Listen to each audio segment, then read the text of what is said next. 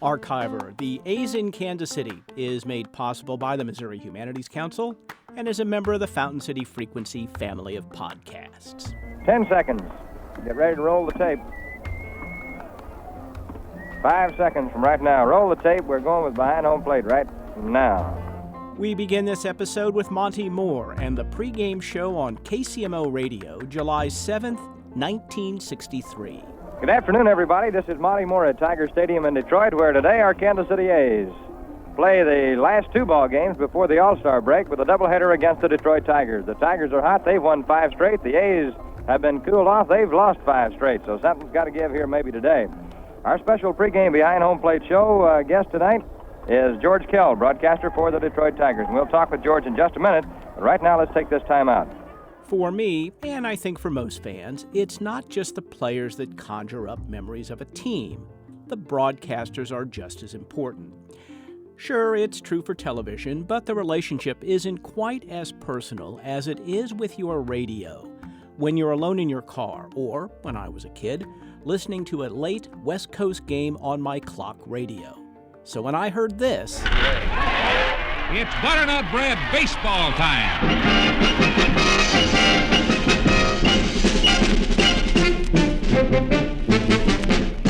I knew Monty or Merle Harmon or George Bryson were going to tell me about Rocky Colavito or Campy Campaneris or Wayne Causey or any of my other favorite A's.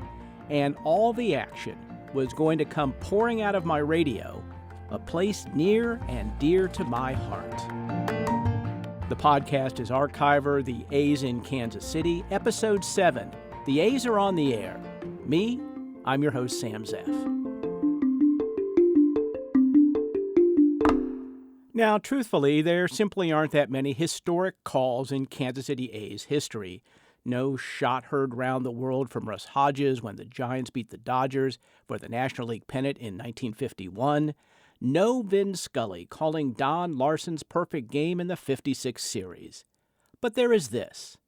I'm taking you to Memorial Stadium, Baltimore on September 11th, 1964. Righty Dave Vineyard is pitching for the Orioles. It's the top of the first, no score with one aboard. Hard-hitting Rocky Colavito is at the plate, and Monty Moore and George Bryson are on KCMO. Dave Vineyard goes to the stretch. Here's a pitch to Rocky. Low and away, ball one. Now the pitch on the way. There's a drive to left field. It's really going. It's on the way. It is in the home run area. Number 300 for Rocky Colavito.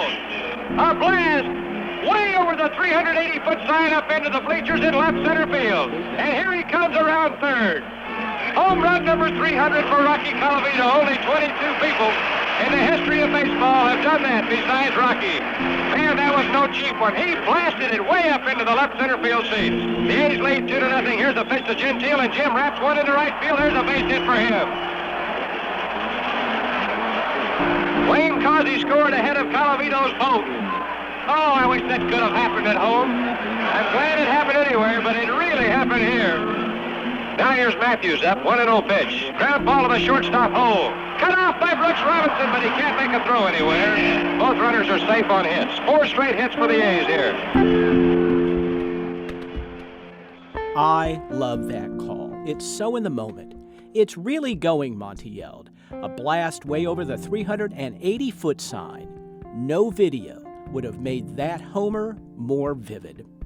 And all over Missouri, Kansas, Iowa, and Oklahoma that night, people were enjoying it on their radios. Here's Jeff Logan from the Kansas City Baseball Historical Society. When we were kids, the games weren't on TV. Right. Once in a while. Some but not road very games, often. Not much. And you sat outside in the summertime with your family, and you listened to the game. You listen to Monty Moore? Yeah. And you listened in the car. But I mean, you would just sit around your house and listen to baseball on the radio. And here's something you don't hear much on the radio anymore. Thank you very much, and hi once again, everybody. Tonight, our baseball warm-up show originates from Comiskey Park in Chicago, where our Kansas City Athletics open up a big weekend series. Our special guest tonight is a special guest at the Kansas City Athletics for the weekend here in Chicago, the wife of A's shortstop Wayne Causey. This is Patsy Causey, and we'll talk with Patsy and continue our interview in just 1 minute. I only know this about Patsy Causey. She was married to A's shortstop Wayne Causey. They have 2 kids, and she seems to be the real deal 1960s homemaker. Well, this is a special pleasure for us, Patsy Causey, to be able to talk with you. We've talked with your husband, Wayne, 2 or 3 times on this show, and I guess you were on the other end listening. Yes, I sure was, Monty. It's my pleasure to be here tonight. Well, Patsy, you're kind of the, as I was thinking back, I believe you're the senior member of the Players' Wives, are you not, on our ball club now? Yes, I think I am, Monty. In fact, I think Wayne is the senior member of the club now, that all the others have been traded since we came. Patsy, does Wayne bring the game home with him? Do you discuss baseball much at home? Definitely not, Monty. Wayne he is all ball on the field, but once the game is over, tomorrow's a new day and a new game, and he just does not bring it home to me. Oh, we discuss little things, but as far as going into deep conversation about a game or about the game to be played the next day, we just don't do it. Well, I know a lot of players feel that way in their wives. We're talking with Patsy Causey, wife of Wayne Causey, the A's, shortstop, and we'll be back to wind up our show in just a minute. Well, Patsy, I know you can't, they don't have anything for you at the President's Shops in Kansas City, but here's a $25 gift certificate. You can shop for Wayne and the boys. Maybe I'll have to shop for my father-in-law who's keeping my children, Monty. That might not be a bad idea. Thank you for being our guest, Thank Patsy. you, Monty. Fans, the Ford President's Shop summer sale is now in full swing. All their famous brands are included. Reductions in every department in sport coats and slacks. You can save as much as 40%. Listen to this, a 2-trouser Dacron wool suit, regularly $75, now only $54.85. There's a President's Shop near you. Now, Monty Moore inviting you to stay tuned for the lineups for today's game between the A's and the White Sox. Wow.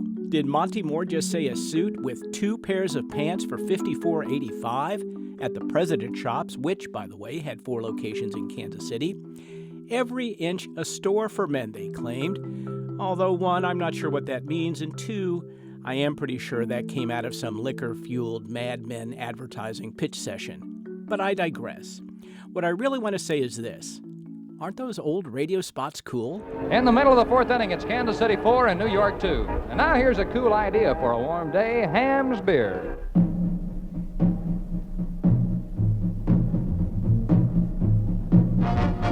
From the land of sky blue waters comes the big fresh taste that Ham's has captured. Big, fresh taste. That's the secret Ham's has captured. Deep and icy, light and easy on your thirst. Ham's big, fresh taste, brewed from nature's purest waters. Taste the secret Ham's has captured, brewed from nature's purest waters. Icy waters, best for brewing. The big fresh taste of the beer refreshing. From the land of sky blue waters comes the big fresh taste of Ham's. Wouldn't a cold Ham's taste good right now? There's not an A's fan who doesn't remember the land of sky blue waters or that big yellow can full of potato chips. Here's an in-inning ad with Bill Bryson during a 1966 A's-Yankees game in New York. There's a call strike on a fastball, and Danny Fisher very quickly out in front. Following portion of today's game is brought to you by Guy's Nuts and Potato Chips. Be wise, buy Guy's Potato Chips. Crack open the bag right now. It'll feel pretty good, wouldn't it? For the 13 years the A's were in Kansas City, the games were broadcast on KCMO. The station went on the air in 1925 with the call letters KWKC, but changed to KCMO in 1936, the year Walter Cronkite started broadcasting sports on the station using the name Walter Wilcox. It's hard to imagine now, but radio used to be, even into the 60s, full service. There was music, soap operas, game shows, and because it was required by the FCC, they all did news. And KCMO did a lot of it. Now, KCMO Confidential. 60 seconds inside a great radio station. You're in your car. All day long you've been at work, out of touch. Traffic is terrible. You're wondering what's been going on. How are things in Vietnam? What's the latest quotation on your stock? The score of last night's big game? If you find the time, how's the fishing? What's going on in Kansas City news? These questions are driving you insane. What to do? Suddenly, there's relief. Blessed, comforting relief, as the deep tones of Dan Ronald waft from your car radio. KCMO bumper-to-bumper news time, 4:55. John Flynn, KCMO News Service. Financial Edition, Don Johnson, KCMO News Service. Sportsbook with Bruce Wright. 5:30. Here's Harold Ensley. Hi again, everybody. Isn't it good to know someone cares? This has been KCMO Confidential. 60 seconds inside a great radio station. Geez, how'd those guys get their voices so low? And make no mistake, almost everyone on the radio were guys. But that changed with a completely unexpected Finley move. I call myself the first female baseball broadcaster in the history of the world. That's Betty Bushman, but in 1964 she was Betty Kaywood. And before her, everyone broadcasting baseball sounded like this. Let's pause here for station identification. This is the Kansas City Athletics Baseball Network. Be informed with KCMO Radio News. Nationally, regionally, and locally, you hear all the news on KCMO Radio, Kansas City, Missouri. At Municipal Stadium in Kansas City, this is Monty Moore. Bruce Rice is not with us today. Bruce is up in Chicago with some television work that he's doing. Bruce will be back with us on Tuesday night. But in 1964, Finley clearly had his showman's hat on when he broke the gender barrier with Betty Kaywood. Finley told the AP that he hired the weather girl from WLS, the ABC-owned station in Chicago, to appeal to the dolls. Another Mad Men kind of moment. It was such big news that Betty appeared on one of the most popular game shows of the time on October 4th, 1964. And now, let's all play What's My Line? And now to meet our first challenger. Will you enter and sign in, please? Betty Kaywood. Is that right?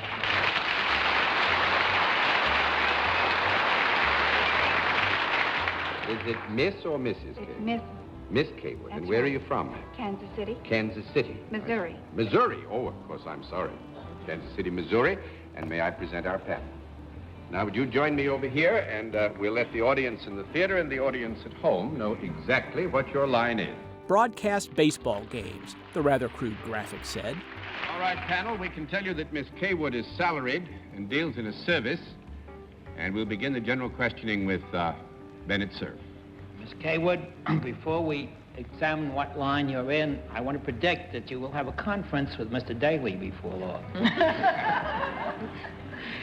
You perform a service, Miss Kaywood. That's right.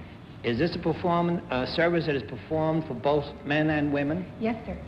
For adults rather than children? Not necessarily. No, that's 1 down and 9 to go.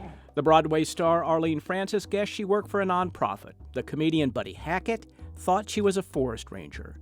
But the publisher Bennett Cerf finally figured it out. May I have a quick one? There's a girl been hired by the fellow who owns the Kansas City baseball team. Are you the girl? Yes, Betty. Betty Kaywood, as I said, is Betty Bushman now, and she still lives in Kansas City. Charlie started offering me money, and I said, no, that's not enough, that's not enough, that's not. Finally, he got to a figure I couldn't turn down, and I said, well, all right, if you'll pay me that, pay my transportation back to Kansas City, pay for my children's housekeeper when I'm off on games, I'll come. He said, done. So that under that basis, I came. And she has a unique take on Charlie Finley. Charlie Finley was a very interesting man. He obviously was an incredible businessman. That being said, he had, and I'm going to be very upfront about this. This is honest. You may cut it if you like. He had a serious drinking problem. And when he drank, he would call me in the middle of the night and tell me what to do the next day. When he first hired me, he told me that he wanted me to wear Kelly green and that awful yellow. And I said, do your male broadcasters wear that? And he said, well, of course not. I said, neither does your female one if you have one, because I wasn't about to look like a clown. He had these outrageous ideas. But I want to tell you, he called in the middle of a game. George had handed me a commercial, and I read a beer commercial. And he called in the middle of the game, don't ever let her read a beer commercial. Women and beer commercials were not part of that time. He would call me in the middle of the night and tell me what to say the next day, tell me what I would have to do. In the beginning, I would listen and then hang up politely. Or later on, I'd hear his voice and I'd just hang up. We didn't have caller ID in those days. And I would just hang up because it was nonsense. He drank a lot. And when he drank a lot, he was a very likable man. in terms of he was a salesman. Salesmen are always likable, but that doesn't mean they're genuine in terms of you're not seeing the real person. I don't think I didn't know him that well anyway. I had only a professional relationship with him. We never had any kind of a friendship or even a hail fellow well met. I worked for Charlie and I knew that. That being said, he was a perfect gentleman to me, except when in the middle of the night, when he would call, or in the shows. And he would scream and yell and swear, and it was just unacceptable behavior, which I wouldn't deal with, so I would just hang up. Betty would broadcast A's games for only 3 months. Her contract was not renewed for 1965. Despite the abuse Betty and so many others who worked for Finley endured, she says she was sad that her color career was over in such a short time. A short time. A lot of things were short when it came to the A's. Players traded, managers fired, and, well, the franchise itself. Only 13 years in Kansas City. I remember when I first heard that the team was moving from Kansas City, and I was heartbroken. It was after the 1967 season, but during the season, I had not heard that the A's were thinking about moving to Oakland, although we had heard that Charlie Finley in earlier years had threatened to move to Louisville and to Dallas, Fort Worth, and to Oakland, but so it was very disappointing, and as a fan, it kind of, was heart-wrenching. The A's got to Kansas City with a sleazy backroom deal in Philadelphia, and they were replaced by the Royals with some good old-fashioned hardball Washington politics. That's in our next and final episode of Archiver, The A's in Kansas City. The podcast is produced by Matt Hodap and Linda Haskins in the studios of KCOR 89.3 in Kansas City and is made possible with a grant from the Missouri Humanities Council. Archiver is produced with Do Good Productions, where Nancy Seelan is executive producer, and the Center for Midwestern Studies, where Diane Moody Burke is director. There's some cool pics at our website, FountainCityFrequency.com, and make sure to subscribe to Archiver on iTunes, Google Play, or wherever you get your podcasts. I'm Sam Zeff, and I'll see you on the next Archiver.